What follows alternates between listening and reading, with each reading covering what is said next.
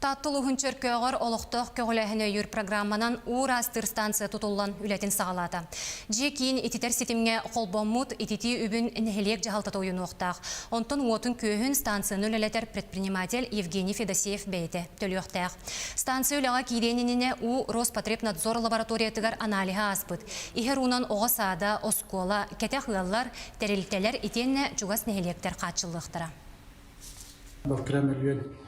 Нәх үп көрілден, нәйленеттен, үп түмілден, онтағынан бұл местный бюджеттен үп көрілден.